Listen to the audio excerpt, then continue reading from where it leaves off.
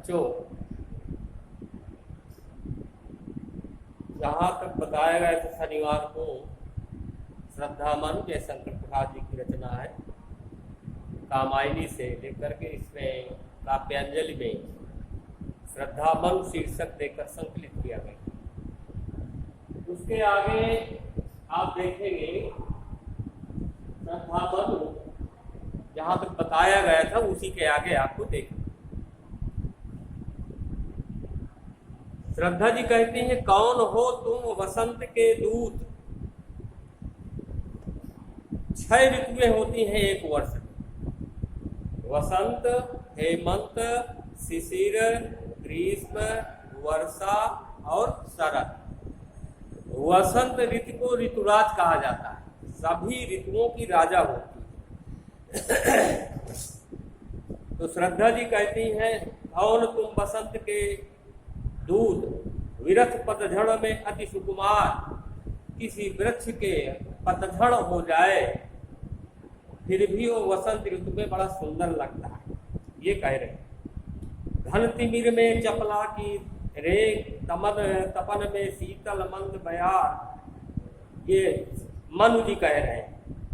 मनु जी कह रहे हैं, तुम वसंत का दूत कहा गया है कोयल को।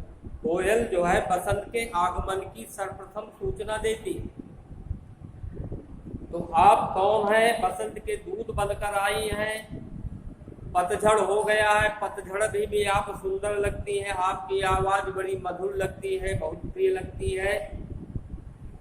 जिस प्रकार घन तिमिर में चपला की रेख, खूब अंधकार हो, बादल घने छाए हो, अचानक कोई विद्युत चमक जाए तो मार्ग जो है दिखाई पड़ने लगता है। उसी प्रकार तपन में शीतल मंद बहार, कोई व्यक्ति थका हुआ हो, अधिक धूप से परेशान हो, सुंदर कोई हवा का झोंका आ जाए, शीतल मंद सुगंध हवा का, तो बड़ा सुख प्रतीत होता है। ये मनु जी ने कहा श्रद्धा जी से।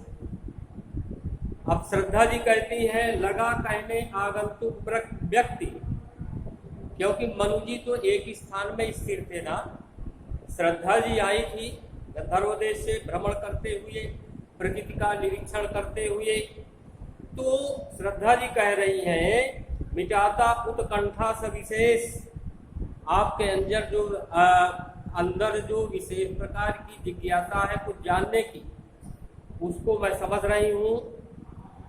और मैं सर्वप्रथम अपनी बात बता रही हूँ। श्रद्धा जी कहें, भरा था मन में न उत्साह, उत्साह होता है वीर रस का स्थायी भाव। तो मेरे मन में एक नया जोश, नया उत्साह जागृत हुआ और सीख लूं ललित कला का ज्ञान, ये मेरे अंदर जिज्ञासा थी।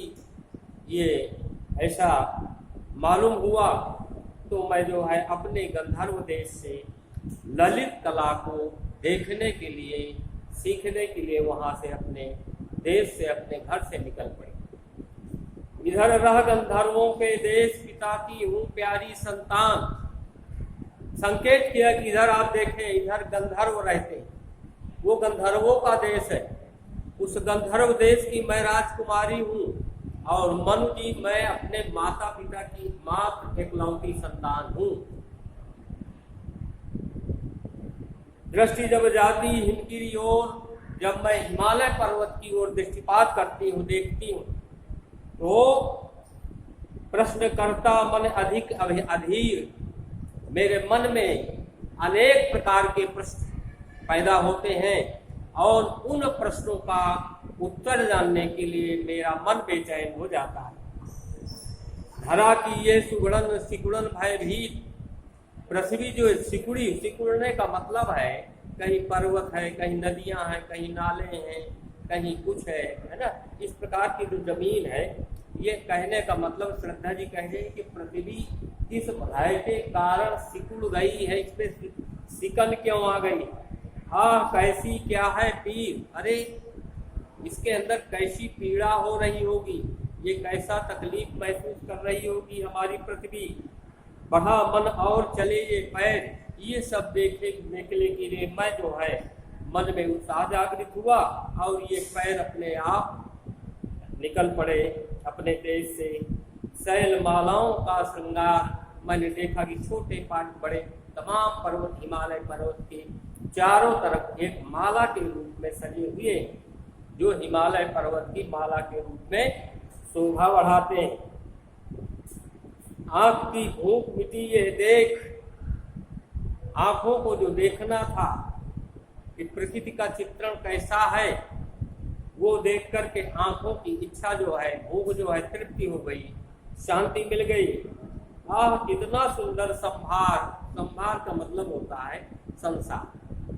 ये संसार कितना सुंदर है, आज मैंने ये अनुभव किया। यहाँ देखा कुछ बलि का अन्न। एक राजा बलि थे, पाताल लोक के राजा थे। तो राजा बलि बहुत बड़े दानी थे, दान में उनका यश फैल गया। तो कहने का मतलब है, जब किसी व्यक्ति के पास कोई चीज आवश्यकता से अधिक हो जाती है तो उसको गर्व हो जाता है। तो भगवान ने सोचा कि मेरा भक्त भी है, इसको घमंड भी हो गया, तो इसका घमंड दूर करने के लिए विष्णु जी ने क्या किया कि बलि के यहाँ पाताल लोक स्वयं जो है 52 रूप यानी 52 अंगुल का शरीर बना करके पहुंचे। तो राजा बलि ने देखा ये तो बहुत सुंदर है, लेकिन इनका जो शरीर है मात्र 52 अंगुल का, इनका शरीर जो है मात्र 52 अंगुल का। इसलिए क्योंकि विष्णु का अवतार, विष्णु थे भगवान, उन्होंने वेश बनाकर गए थे। देखने के बाद उनको प्रणाम किया, समझ गए कि कोई ब्राह्मण है हमारे यहाँ पधारे हुए हैं, तो उनको प्रणाम किया। इसके बाद पूछना आपके आने का हेतु क्या है, कारण क्या है। उन्होंने कहा, 52 रूपधारी ब्राह्मण ने कहा कि आप बहुत बड़े दानी हैं, मैं आपके यहाँ दान लेने के लिए उपस्थित हुआ। तो राजा बलि ने कहा, मंत्रियों को बुलाया, सैनिकों को बुलाया, कहा कि खजाना खोल दो, हीरा मोती सोना चांदी पन्ना पुखरात जवाहरात जो भी इनको लेना हो, जितना ले जा सके इनको दे दीजिए। तो 52 रूपधारी ब्राह्मण ने कहा मुझे ये सब नहीं चाहिए। तो कहा जमीन ले लीजिए, जमीन भी नहीं चाहिए। तो कहा ये महल ले लीजिए, महल भी नहीं चाहिए। हाथी ले लीजिए, घोड़ा है, सैनिक है, कुछ भी आप ले लीजिए। कहा मुझको ये नहीं चाहिए, मुझको मात्र 3 कदम जो है जमीन चाहिए, 3 पग जमीन चाहिए। बलि ने कहा 3 पग की बात करते हैं आप, इससे अधिक जमीन प्राप्त करना। बलि ने कहा नहीं, मुझे केवल 3 पग जमीन चाहिए। कहा ठीक है। अब उन्होंने अपना विशालकाय रूप, भगवान विष्णु थे, बनाया और 1 पग में तो पूरा पाताल नाप लिया, 1 में आकाश नाप लिया। अब जब 1 पग कंप हुआ तो क्या हुआ, राजा बलि जो है उनका घमंड दूर हुआ, वो उनके पैरों में गिर पड़े और कहा अब मेरे शरीर को नाप लीजिए। तो राजा बलि बहुत यज्ञ करते थे, उस यज्ञ करने से कुछ अंश वहां पर अन्न का अंश कुछ शेष रह गया था। वही बात यहाँ पर प्रसाद जी ने कामायनी में अपने दर्शाया है। यहाँ देखा कुछ बलि का अन्न, दाल चावल गेहूं आदि आदि। भूत हित रस किसका ये दान, भूत माने प्राणी, प्राणियों के हित में लगा हुआ किसने दान किया था, ये श्रद्धा जी कहे। इधर कोई है अभी सजीव, तो मुझे अनुमान हुआ इधर अभी कोई व्यक्ति जीवित है। हुआ ऐसा मन में अनुमान, ऐसा मन में विश्वास किया कि अभी कोई जरूर जीवित है। तो इसके बाद कहती है श्रद्धा जी, तपस्वी क्यों इतने हो क्लांत, अरे तपस्वी इतने घबराए हुए क्यों, इतने क्यों थकावट अनुभव कर रहे हो? वेदना का ये कैसा वेग, आपके अंदर वेदना क्या है, कौन सी पीड़ा है, क्यों आप परेशान दिख रहे हैं? आह तुम कितने अधिक हताश। अरे मुझे तो आश्चर्य हो रहा है, आप जो है इतने हताश, इतने निराश हो गए। विकसता सुख का नवल प्रभात, जीवन में दुख भी आता है, जीवन में सुख भी आता है, तो व्यक्ति को जीवन में कभी निराश नहीं होना चाहिए। जैसे दिन है तो दिन के बाद रात आएगी, रात है तो रात के बाद दिन भी आएगा। इस तरह से व्यक्ति को जो है बड़े संतोष से, बड़े धैर्य से कार्य करना चाहिए।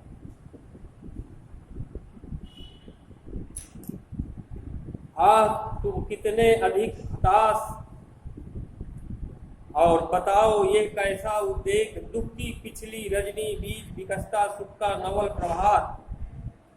जैसे रात आती है ना, रात मान लीजिए दुख है और दिन क्या है, सुख है।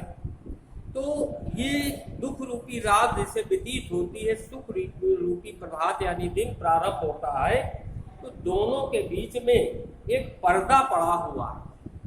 एक पर्दा या झीना नील, झीने रंग का, नीले रंग का बिल्कुल झीना कपड़ा, एक पर्दा पड़ा हुआ है जिसे छिपाए है, जिसमें जिसमें सुख जो है अपने शरीर को छिपाए, अंतर केवल इतना। जिसे तुम समझे हो अभिशाप, जगत की ज्वालाओं का मूल, जिसको तुम शापित समझते हो, वो संसार में अनेक प्रकार की विचारधाराओं का एक कारण होता है। इसका वो रहस्य वरदान, परमात्मा ने जो रहस्यवादी वरदान दिया था, क्या दिया था?